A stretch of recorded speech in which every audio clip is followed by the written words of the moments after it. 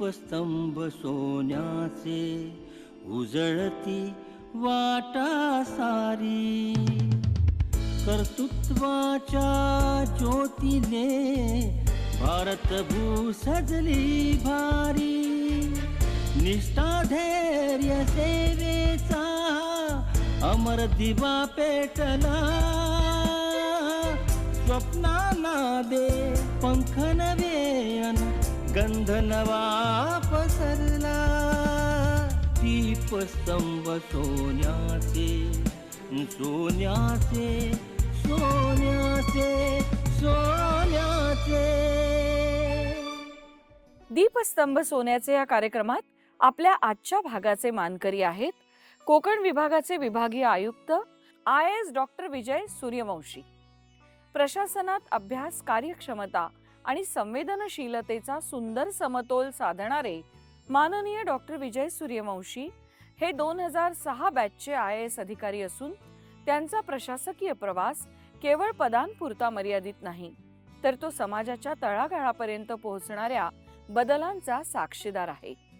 देवळा येथील जिल्हा परिषद शाळा आणि साताऱ्याची सैनिक स्कूल इथून शिक्षणाची सुरुवात करून BSc, MBA, LLB आणि PhD पर्यंतचा त्यांचा शैक्षणिक प्रवास आजच्या तरुण पिढीसाठी नक्कीच प्रेरणादायी ठरतो. 20 फेब्रुवारी 2025 रोजी त्यांनी कोकण विभागीय आयुक्त म्हणून पदभार स्वीकारला. आजच्या या विशेष मुलाखतीतून आपण जाणून घेणार आहोत डॉक्टर विजय सूर्यवंशी यांचा प्रशासकीय दृष्टिकोन आणि भविष्यातील महत्त्वाकांक्षी योजना. डॉक्टर विजय सूर्यवंशी यांच्या प्रेरणादायी प्रवासाला आमचा मानाचा मुजरा.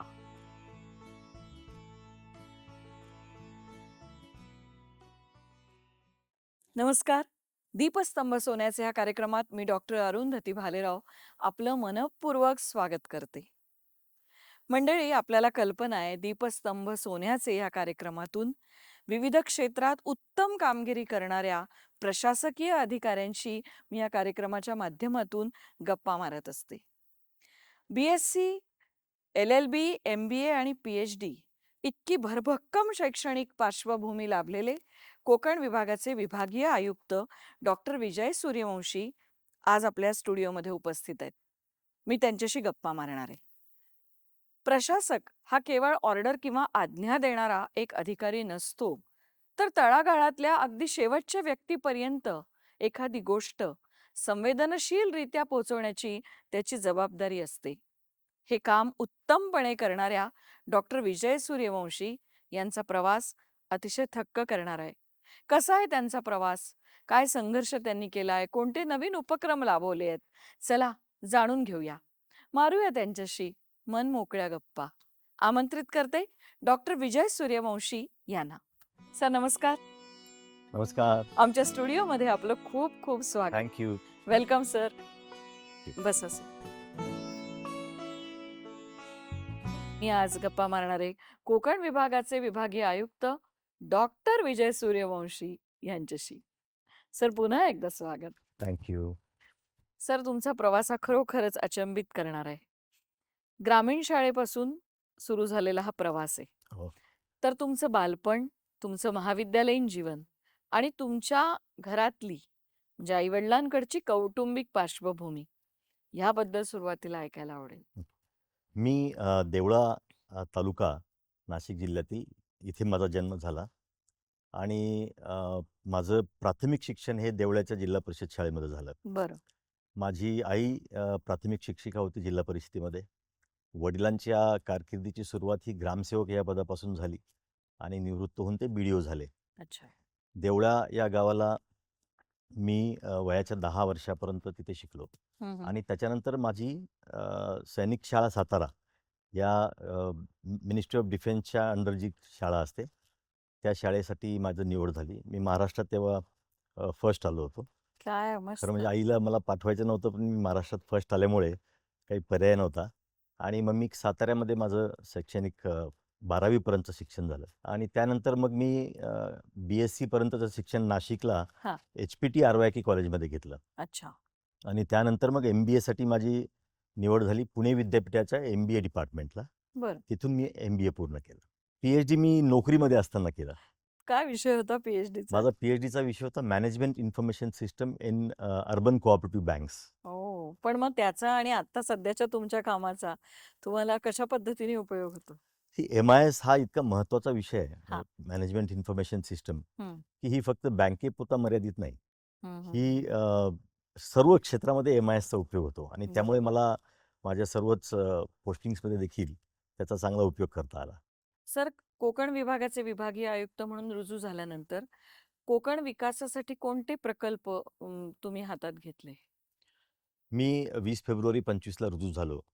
त्यानंतर कोकण विभागाचा सर्व भौगोलिक आणि सर्व जे प्रोजेक्ट्स चालू आहे त्याचा आढावा घेतल्यानंतर माझ्या लक्षात आलं, की कोकणामध्ये देशातील फार मोठे प्रकल्प सुरू आहेत. जसं की वाढवण प्रकल्प आहे, विरार अलिबाग प्रकल्प आहे, बुलेट ट्रेनचा प्रकल्प आहे. हं, हं. या कामांना कशी गती देता येईल हा आमचा पहिला मुद्दा होता. त्याचप्रमाणे कोकणामध्ये पर्यटनासाठी प्रचंड संधी आहे. हो. त्या दृष्टीने प्रत्येक जिल्ह्यामध्ये काय आपल्याला करता येईल, की ज्याच्याने पर्यटन वाढी होईल. हं, हं. कोकणामध्ये किल्ले, महाराजांच्या काळातल्या किल्ल्यांची संख्या फार मोठी आहे. हो. तर त्या किल्ल्यांचा दुर्गदर्शन कृती आराखडा आम्ही एक तयार करायला घेतला. बरं. जेणेकरून नागरिकांना जाणं सुकर व्हायला पाहिजे. हं, हं. किल्ल्यांचं दर्शन पण व्हायला पाहिजे आणि पर्यटन पण वाढलं पाहिजे. मोठ्या संख्येने इथे आदिवासी समाजाच्या, कातकरी समाजाचे आणि इतर आदिवासी समाजाची फार मोठी संख्या या कोकण विभागामध्ये आहे.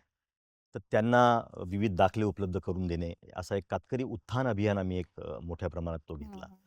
त्याचप्रमाणे त्यांना त्यांच्या शेतीमध्ये बांधावरती तूर लागवडीचा एक नाविन्यपूर्ण आम्ही एक उपक्रम सुरू केला. अच्छा. त्याचप्रमाणे आपल्या विभागामध्ये ज्या आरोग्य संस्था आहेत, प्राथमिक आरोग्य केंद्र असतील, ग्रामीण रुग्णालय असतील, यांच्यामध्ये काय कमतरता आहे, कोणत्या इक्विपमेंट्सची आवश्यकता आहे, हं, हं. याचा आम्ही एक सर्व्हे करून ते केला.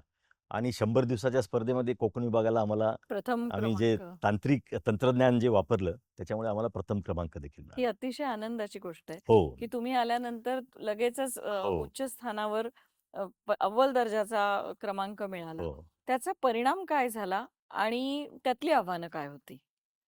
त्याची आव्हानं म्हणजे एकतर सर्व आमच्या कर्मचाऱ्यांना प्रेरणा देऊन आपल्याला कामामध्ये काय सुधारणा केली पाहिजे? हां. असे कोणते काम आहेत, की जे आपण अजून वेगाने करू शकतो? आणि त्याच्यासाठी ए-आय असेल किंवा हं. तंत्रज्ञान असेल, याचा आपल्याला कसा उपयोग करता येईल? हं, हं, हं. आणि मग कर्मचाऱ्यांच्याच मधनं ब्रेनस्टॉर्मिंग करून काही आम्ही इनिशिएटिव्ह सुरू केले. ज्याच्यामध्ये आम्हाला काही कामांमध्ये 3 महिने लागायचे, ते काम 3 मिनिटामध्ये व्हायला लागले. वाह!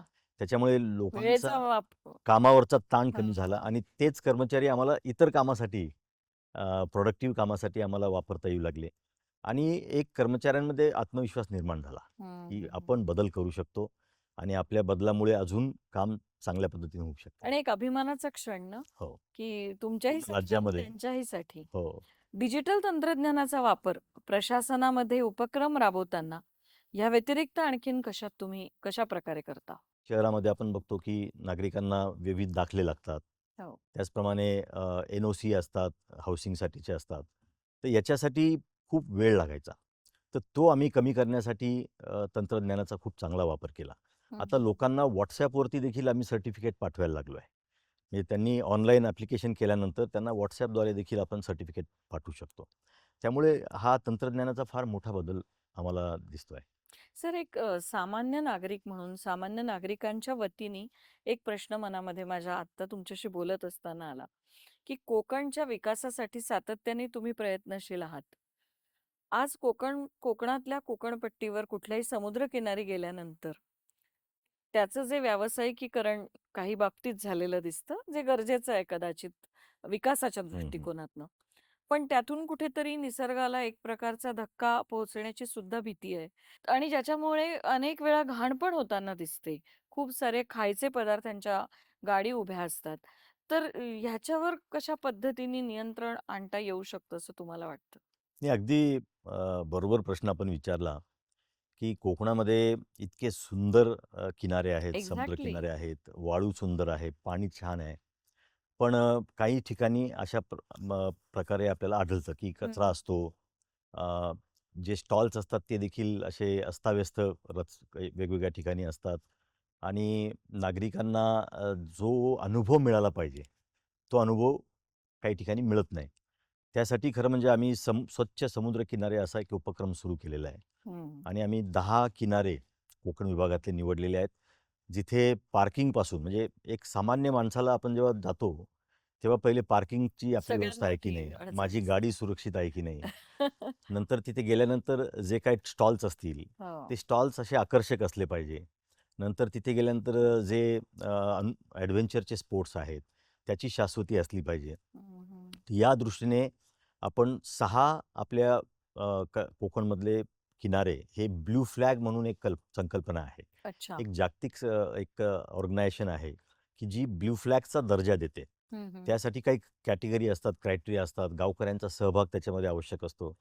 तर मला सांगायला आनंद आहे, की 6 आपल्या आता किनाऱ्यांचा आपण ब्लू फ्लॅगमध्ये त्याचा दर्जा मिळण्यासाठी कुठले समावेश किनारे केलेला आहे. आहेत हे कळू शकेल का? हे डहाणूचा आहे, अच्छा. नंतर गुहागर आहे, बरं. हार्णे बंदर किंवा कोकणामधले सिंधुदुर्गचे आहेत, अलिबाग आणि अलिबागचे आहे. अलिबागचा एक काशीदचा किनारा आहे. हं, हं. तर याच्याद्वारे आपल्याला इथे हे खूप बदल करून नागरिकांना पर्यटनाचा आनंद मिळाला पाहिजे आणि तिथल्या लोकल जे आहेत, जे रोजगार त्यांना मिळाला पाहिजे. हं. रोजगाराची मोठी संधी त्यातून उपलब्ध होऊ शकते. फार महत्वाचा मुद्दा आहे. या मुद्द्याकडे मी पुन्हा येणार आहे. आपण एक छोटासा ब्रेक घेतोय. मंडळी कुठेही जाऊ नका. बघत रहा दीपस्तंभ सोन्याचे. दीपस्तंभ सोन्याचे. ब्रेकनंतर पुन्हा एकदा तुमचं स्वागत. आपण गप्पा मारतो आहोत कोकण विभागाचे विभागीय आयुक्त डॉक्टर विजय सूर्यवंशी यांच्याशी. सर, तुम्ही आत्ता ह्या पदावर येण्याआधी पण अनेक उपक्रम राबवले. त्याच्यामध्ये तुम्ही युवकांसाठी राबवले असतील, विद्यार्थ्यांसाठी राबवले असतील. त्या उपक्रमांबद्दल सुद्धा जाणून घ्यायला आवडेल.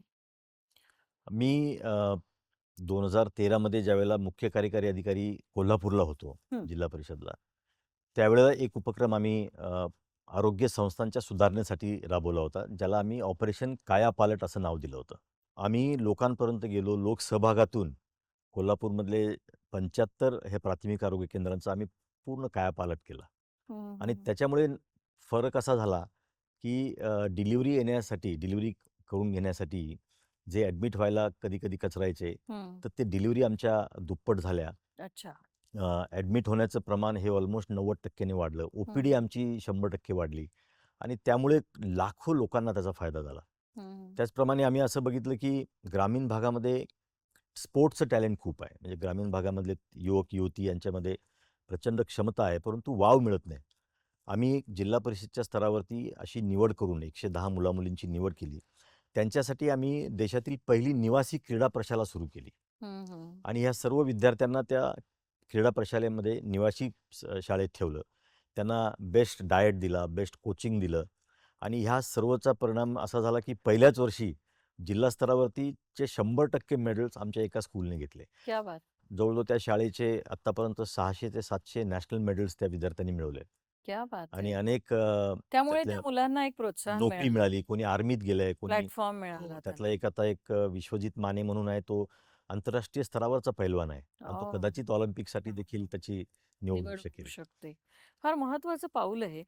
सर, अभ्यासिका सुद्धा मी ऐकलंय, की तुम्ही खूप चालवल्या आहेत हो, हो, गरीब मुलांसाठी, गरजू मुलांसाठी. हो. त्याबद्दल सांगा ना? गोंदियामध्ये असताना आम्ही बघितलं, की खूप लांबचे जे तालुके आहेत, हं. तिथल्या विद्यार्थ्यांना अभ्यासासाठी व्यवस्था नसायची.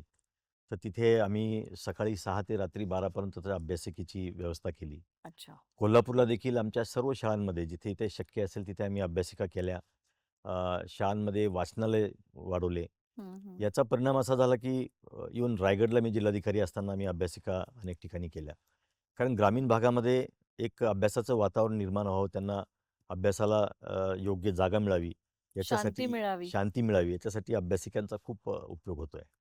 फार महत्वाचं हे काम आहे तुमचं. कारण मला असं वाटतं, अनेक गरीब मुलांना घरात अभ्यास करायला हो. सुद्धा जागा नसते आणि त्यावेळेला अशा प्रकारचं मार्गदर्शन केंद्र असेल, तर त्याचा त्यांना उपयोग होतो. अगदी त्याच अनुषंगाने माझ्या मनामध्ये आता एक प्रश्न असा निर्माण झाला, की खूप तरुण मुलं आता स्पर्धा परीक्षांकडे येतायत.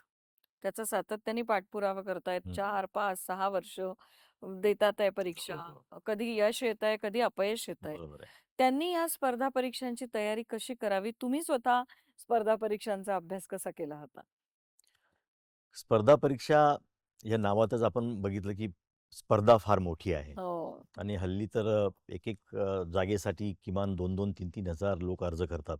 याच्या तयारीसाठी खरं म्हणजे मुख्य तर आपली जिद्द फार महत्त्वाची आहे. अगदी. आणि खरोखर आपण स्पर्धा परीक्षा का देतोय? बऱ्याच वेळेला असं होतं की आपले सोबतचे मित्र किंवा नातेवाईक हे ती परीक्षा देतात म्हणून सुद्धा आपण परीक्षा देतो. हं. पण माझा सल्ला सर्वांना हा असेल की पहिल्यांदा खरोखर आपली तेवढी क्षमता कपॅसिटी आहे ही का? पण ओळखणं फार हं. आवश्यक आहे. आणि एकदा आपल्याला लक्षात आलं की आपल्याला हे करायचंच आहे, तर मग त्याच्यासाठीचा खरं म्हणजे कोणती परीक्षा आपण देणार, त्या परीक्षेसाठीचे सिलॅबस कसा आहे, त्यासाठी आवश्यक पुस्तकं, त्यासाठी आवश्यक मार्गदर्शन. आणि मी तर म्हणेल की आम्ही असं एक केलं होतं की आम्ही शक्यतो मित्र एकत्र म्हणून एकत्र अभ्यास. मिळून अभ्यास करायचो. कारण या वाटचालीमध्ये खूप वेळेला नैराश्य पण खूप येतं. अशा वेळेला मित्रांची फार तिथे आवश्यकता चर्चा असते. होते ना मित्र-मैत्रिणी आणि अडचणींवर. सपोर्ट मिळतो, थोडा सपोर्ट. मानसिक पाठिंबा मिळतो. हं, हं. आणि बऱ्याच वेळेला विचारांची देवाण-घेवाण झाल्यानंतर आपल्याला त्याचा फायदासुद्धा होतो. तुम्ही जेव्हा अभ्यास करत होतात, तेव्हा तुम्ही कुठल्या अडचणींना सामोरे गेलात की आणि तुमच्या घरच्या मंडळींचं त्यावेळेला कसं प्रोत्साहन होतं? घरच्यांचं प्रोत्साहन तर प्रचंड होतं. कारण माझे वडील सरकारी नोकरीमध्ये होते. माझे वडील बंधू कैलासवासी किशोर सूर्यवंशी ते आता हयात नाहीत. परंतु ते देखील त्यावेळेला एम-पी-एस-सीचे क्लास 1 एक्झिक्युटिव्ह इंजिनिअर सिलेक्ट झाले होते. हं. आणि म्हणून घरामध्ये वातावरण होतं आणि पाठिंबा पण होता. मी पुणे विद्यापीठात ज्यावेळेला MBA करत होतो, त्याच वेळेला मी अभ्यास सुरू केला होता. हं, हं, हं. आणि त्यावेळेला खरं म्हणजे पुस्तक मिळणे हे देखील फार मोठा कठीण. विषय असतो. हं. आणि त्या वयामध्ये आपल्याकडे तेवढी आर्थिक स्थिती पण नसते. बरोबर. त्यामुळे पुस्तकं मिळवणे हा एक मोठा चॅलेंज होता. त्याचप्रमाणे आणि त्या तेव्हा काळी एवढ्या अभ्यासिका पण अभ्यासिका नसतील. पण नव्हत्या. त्यावेळेला आम्ही जयकर ग्रंथालयामध्ये पुणे विद्यापीठाचा अभ्यास करायचो. त्यावेळेला एवढे कोचिंग क्लासेस पण नव्हते. परंतु मग SISC म्हणून आपल्याकडे जी राज्य प्रशासकीय व्यवसाय शिक्षण संस्था व्हिटीला हं. आहे, त्या संस्थेमध्ये प्रवेश मिळाला. आणि तिथून खरं म्हणजे ह्या सर्व प्रवासाची सुरुवात झाली. आणि तिथे जे मार्गदर्शन मिळालं, त्याच्यामुळे हे यश गाठता आलं. सर कोकणचे डिव्हिजनल कमिशनर आहात तुम्ही. भविष्यातल्या कोकणाविषयी जाणून घेऊया. प्रेक्षक उत्सुक आहेत आपले, पण त्याआधी एक छोटासा ब्रेक घेऊया. मंडळी घेतो एक छोटासा ब्रेक आणि भविष्यातलं कोकण कसं असेल जाणून घेऊया सरांकडून. कुठेही जाऊ नका. बघत रहा दीपस्तंभ सोन्याचे. दीपस्तंभ सोन्याचे. ब्रेकनंतर पुन्हा एकदा स्वागत. सर कोकण हे विदेशी पर्यटकांसाठी सुद्धा एक अत्यंत प्रेक्षणीय असं स्थळ आहे. थोडीशी भीती पण वाटते आम्हाला कारण विकासामध्ये कुठेतरी नेचरला धक्का हं. लागतोय का अशी पण भीती वाटते. अशा वेळेला तुम्ही भविष्यातल्या कोकणाकडे कसं बघता? भविष्यातला कोकण मला जो अभिप्रेत आहे तो असा आहे, की सिंधुदुर्ग हा जिल्हा निसर्गाने इतका सुंदर, इतका निसर्गाचं वरदान लाभलेला जिल्हा आहे.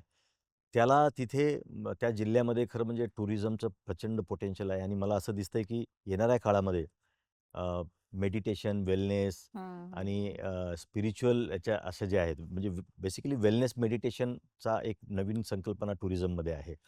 तर सिंधुदुर्गमध्ये त्याचा फार मोठा स्कोप मला होताना दिसतोय. सर पण इथे मग नैसर्गिक जो एसेन्स आहे, तो कुठेतरी तो डिस्टर्ब जपून होईल? म्हणून तर सिंधुदुर्गमध्ये कुठलाही इंडस्ट्री आता नाहीये आणि अलाउड पण नाहीये. हं, हं. म्हणूनच तिथे जर वेलनेस मेडिटेशन सारखे म्हणजे ज्याला आपण म्हणतो की सेंटर्स उभे. सेंटर सुरू केले, जिथे योगाचा अभ्यास करण्यासारखे सेंटर्स असतील, अशा प्रकारचे रिसॉर्ट्स तिथे आले, तर मोठ्या प्रमाणामध्ये आपण जे नेहमी म्हणतो की गोव्याच्या सारखे पर्यटक सिंधुदुर्गमध्ये का येत नाहीत? माझं तर मत असं आहे की गोवा आणि सिंधुदुर्गचं आपण तुलनाच करू तुलनाच शकत नाही. करू सिंधुदुर्ग शकत नाही. खूप सुंदर आहे. गोव्याचं कल्चर हे 200-250 वर्षापासून वेगळं आहे, पोर्तुगीजांच्या तिथल्या वावरमुळे. करेक्ट. अगदी. आणि म्हणून आपली संधी ही वेगळ्या पद्धतीने आहे. आपण एक शांत समुद्रकिनारे म्हणून सुद्धा सिंधुदुर्गला आणि आपण प्रोजेक्ट करू ऐतिहासिक शकतो. पार्श्वभूमी. ऐतिहासिक पार्श्वभूमी तर फार मोठी आहे.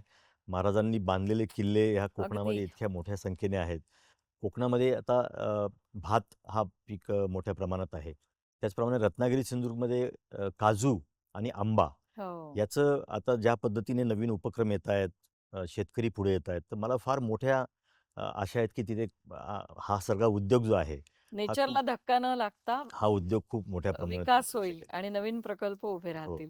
त्याचप्रमाणे कोकणमध्ये आपण बघतोय की क्रूज म्हणजे समुद्राच्या क्रूज शिपचा देखील हे जे जलदुर्ग आहेत, हम्म. मग तो कुलाबा किल्ला असेल, मुरुड जंजिरा असेल, सिंधुदुर्ग असेल, इवन अप टू सावित्री खाडीपर्यंत जाऊन रायगडाचं दर्शन घेण्यासाठी देखील ह्या क्रूजचा उपयोग होऊ शकतो. हम्म, हम्म, हम्म. आणि छत्रपती शिवाजी महाराजांचं राजधानी असलेला रायगड किल्ला या कोकणमध्ये आहे. हो. आणि म्हणून ह्या किल्ल्यांच्या पर्यटनाच्या वाढीतून देखील भविष्यामध्ये कोकणामध्ये खूप संधी येतील असं मला अधिकाधिक वाटतंय. लोकांनी तिथपर्यंत पोहोचावं म्हणून हो.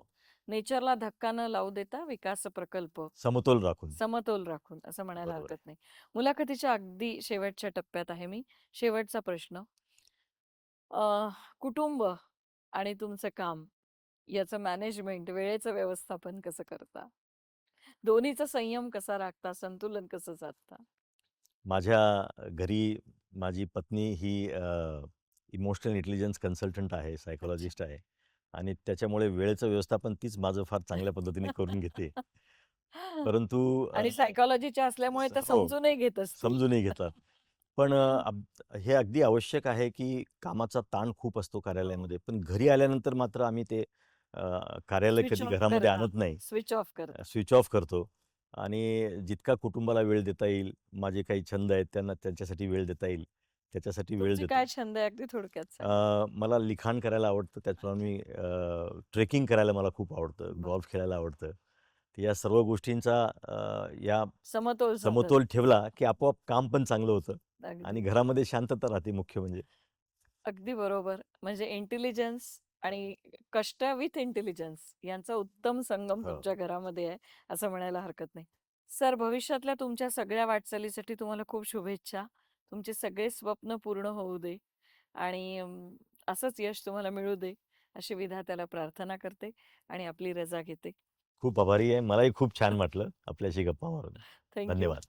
मंडळी, दीपस्तंभ सोन्याचे ह्या कार्यक्रमात असाच विलक्षण प्रवास असणाऱ्या मान्यवर प्रशासकीय अधिकाऱ्यांशी सातत्याने मी बोलत असते आणि तुम्ही नक्की हा कार्यक्रम बघत असता, कारण तुमच्या भरभरून प्रतिक्रिया आमच्यापर्यंत येत असतात. दीपस्तंभ सोन्याचे दूरदर्शनच्या सह्याद्री वाहिनीवर. तोपर्यंत नमस्कार.